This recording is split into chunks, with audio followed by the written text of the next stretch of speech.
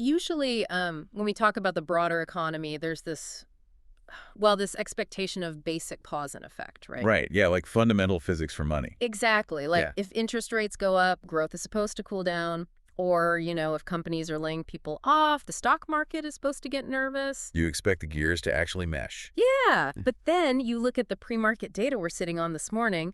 It's Wednesday, August 12th, 2026, by the way, and suddenly we're floating in zero gravity. The rules are just entirely suspended. Oh, they are completely out the window today. Right. So our mission for this deep dive is to unpack this dense, incredibly high-stakes research report because it maps out a global financial market that's parked directly on a tectonic fault line. It's one of those rare, precarious mornings, honestly. Definitely. Whether you're managing a major portfolio, prepping for a corporate strategy meeting, or just, trying to understand what this means for your own wallet, today's data drop is going to dictate the immediate future of interest rates, tech innovation, and just overall market stability. Because you've got multiple distinct narratives all colliding. Macroeconomics, AI, global commodities, all hitting at the exact same minute. Okay, let's unpack this, because before we even look at specific stock movers, we have to talk about this macro tug-of-war. We're coming off a wild week. Very wild. The S&P 500 just notched absolute record highs. As we sit here, the futures are up 0.35%. Which is huge. Yeah, they're trading near 6,420 and tracking toward this massive year-end target of 7,800. So on paper, Wall Street is throwing this massive party. But it's a party on a severely compromised foundation. Right. That's the paradox. Because at the exact same time the S&P is hitting these astronomical records, we get a non-farm payrolls report showing the labor market just shrank. Shrank by 23,000 jobs, to be exact. 23,000. I look at this and it feels like watching a corporation celebrate record profits on the exact same day they announce they're shutting down their primary factory. The engine is redlining, but the transmission is slipping. Completely slipping. So what's the tiebreaker here? Well, it arrives at exactly 8:30 a.m. Eastern Time today. The July Consumer Price Index, the CPI release. And the forecasts are really specific, right? Very. Headline inflation is forecasted at 3.4% year over year. That's down just a hair from 3.5. And core CPI is forecasted at 2.5%, down from 2.6. But here's my question, and I know, anyone listening is probably wondering the exact same thing. If the stock market is hitting absolute record highs, and the labor market is flashing these undeniable warning signs with a 23,000 job contraction, why is a tiny decimal point change on today's inflation print considered this make-or-break moment? Seems crazy, right? 0.1%. Exactly. Why does 1/10 matter so much? If we connect this to the bigger picture, it all comes down to the internal mechanics of the Federal Reserve, what the research report calls the Warsh factor. The Warsh factor. Okay, explain that. So right now, there is this very deep, very unusual internal rift at the Fed. Based on the July FOMC minutes, the committee has a 9-3 vote split. Let me push back on that for a second. A 9-3 vote means the vast majority still agree. In any other democratic system, the 9 just overrule the 3 and you move on. Why do 3 dissenters have so much power here? Because the Federal Reserve traditionally operates on a culture of absolute consensus. Oh, I see. Yeah, they want to project a unified front to the global markets. When you have a hawkish minority of 3 dissenters actively fighting against the idea of cutting interest rates, it's a massive fracture. And they're fighting it because they think inflation is still a threat. Exactly. They believe it's a systemic threat. So if that 8:30 a.m. CPI number comes in hot, meaning it beats that 3.4% forecast, it completely validates those 3 dissenters. It gives them the ammunition to block the majority. And if they successfully block the majority, what's the fallout? It likely kills any hope for a September rate cut. The broader market has been pricing in a cut, assuming the Fed would ride in to rescue this slipping labor market. But if inflation is still burning? Their hands are tied. They can't lower borrowing costs to save those 23,000 lost jobs if the cost of living is still running hot. So that tiny decimal point dictates whether the rescue ship actually gets clearance to leave the dock. Wow. And that's exactly why global markets are basically paralyzed this morning. Look at Europe.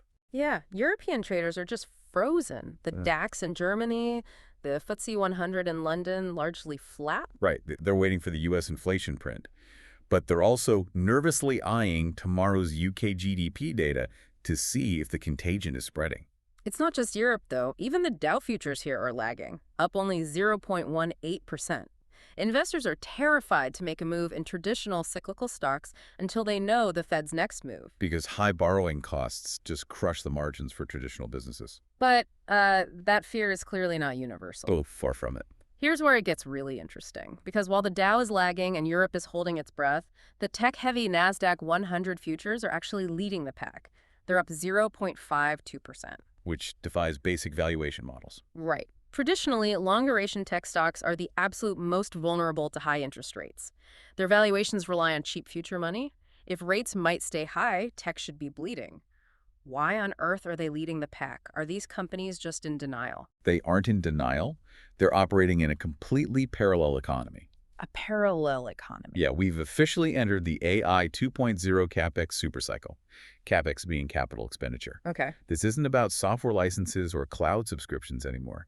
The projected market for physical AI chips this year alone is $975 billion. Wait, nearly $1 trillion?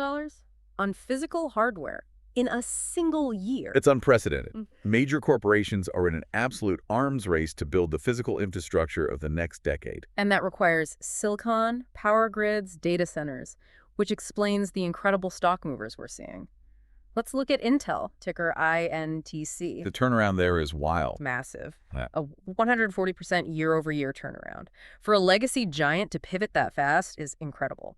The sources attribute this to physical AI and domestic foundry milestones. But how does that change their actual business model? Well, physical AI refers to artificial intelligence moving out of the chatbot realm. Right. And into the real world. Like robotics. Robotics, autonomous manufacturing, edge computing where the processing happens right on the device rather than in some distant cloud.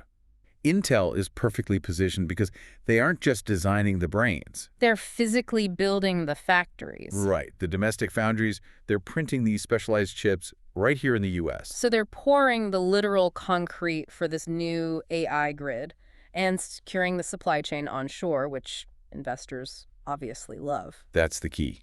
And speaking of laying the grid, look at Micron, ticker MUX. They're up 0.8% in the pre-market. Analysts just throwing their buy ratings at it because we're staring down a severe memory shortage in 2026. But wait, memory chips have historically been the ultimate boom-bust cycle, haven't they? Usually, yes. People buy lots of PCs, Micron prints money, they stop buying, the market gluts, and Micron crashes. If the labor market is shrinking, everyday consumers are definitely not buying new laptops. Why is it different this time? Because of a profound decoupling from the consumer. You don't need everyday consumers to buy new laptops when Amazon, Microsoft, and Google are building hyperscale AI data centers. Large language models require staggering amounts of memory just to function. The constant read-write cycles actually degrade the hardware faster. So they need massive, continuous replacement. Exactly. The demand is no longer tied to whether the middle class upgrades their smartphone. It's tied to the existential survival of the world's biggest tech monopolies. They cannot afford to stop buying memory, or they lose the AI race entirely. Wow.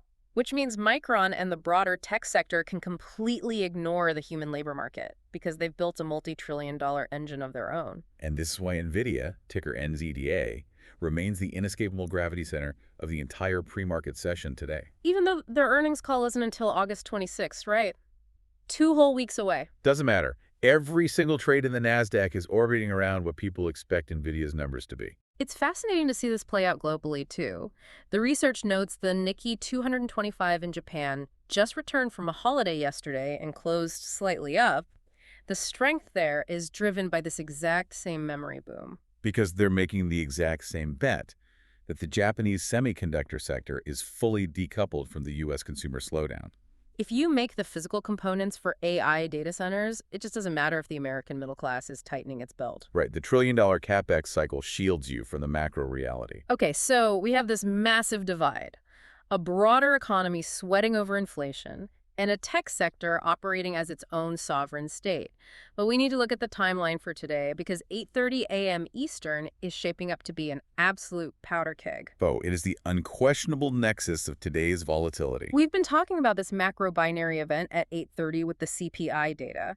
But if you want to see what absolute concentrated volatility looks like at that exact same minute, we have to look at a single microcap stock. the biotech binary. Exactly. For the risk takers listening, there's a biotech company called Neok Technologies, ticker NTHI.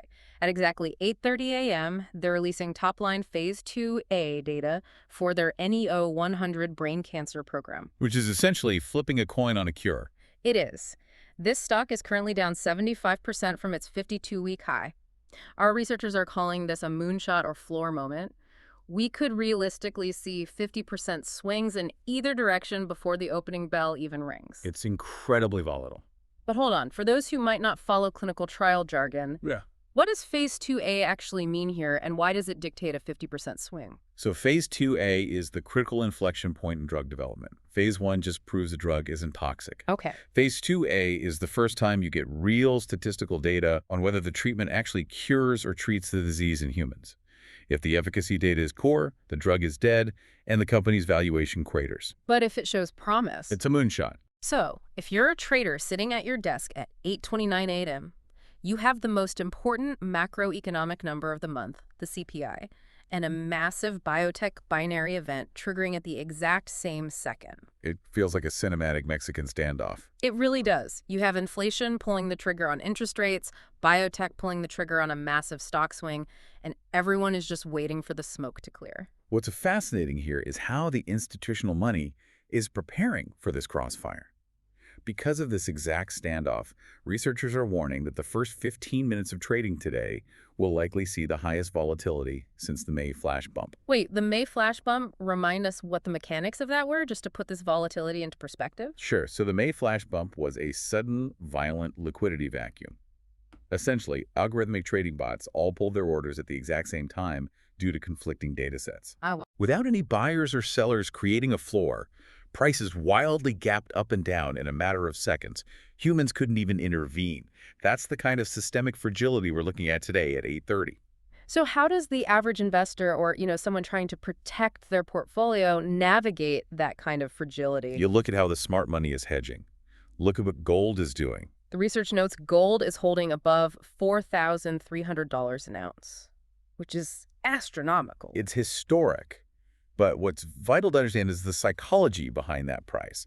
Historically, gold has always been a fear trade, right? Right, a panic button. Exactly.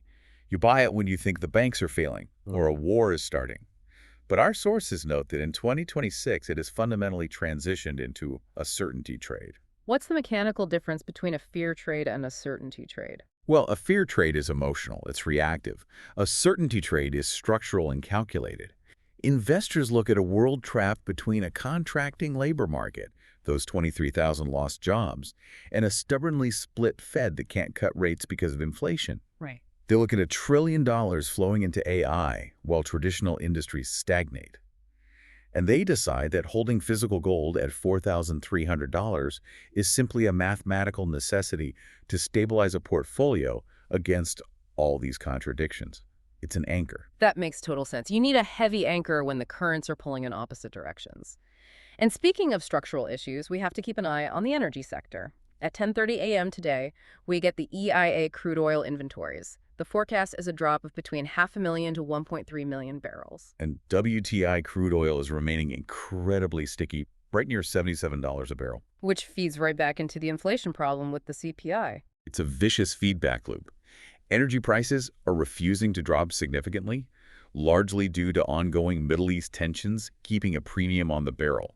If oil stays near $77, it keeps global transportation and manufacturing costs high.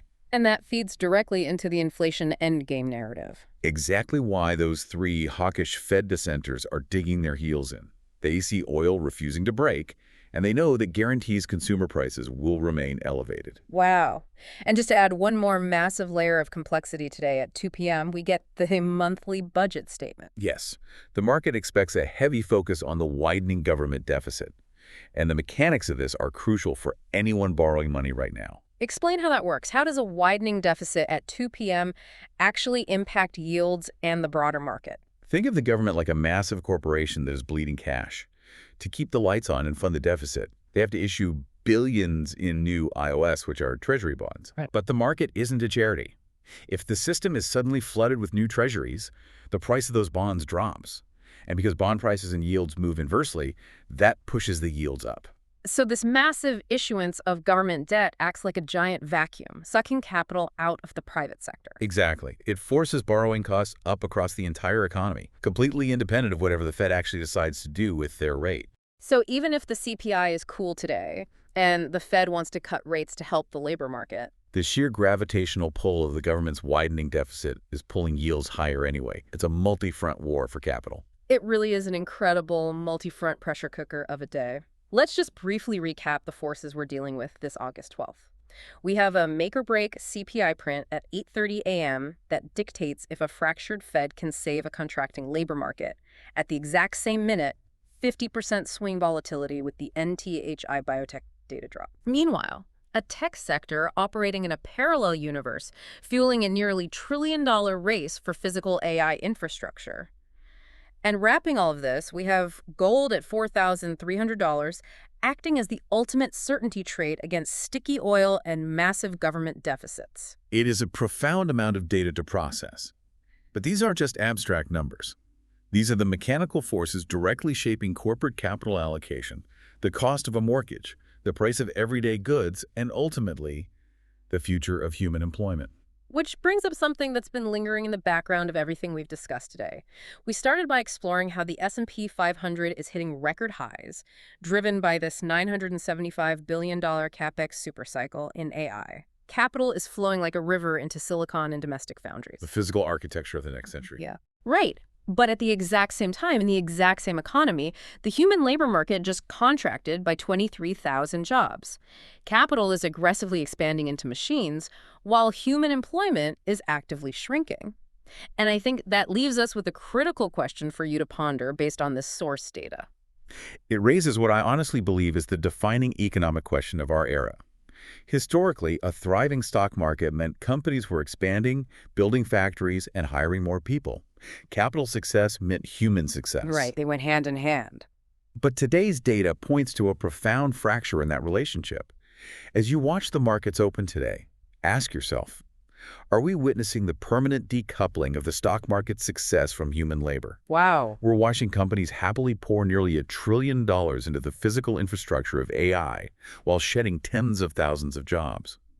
What happens to the global economy when machines officially become the primary growth engine and human workers are left behind by the very infrastructure they're currently being paid to build? It's a heavy, vital question to keep in mind as you watch the tickers flash red and green today. Thank you so much for joining us for this deep dive. Keep your eyes on that 8:30 a.m. data drop, watch the volatility, and we'll be here to unpack whatever happens next.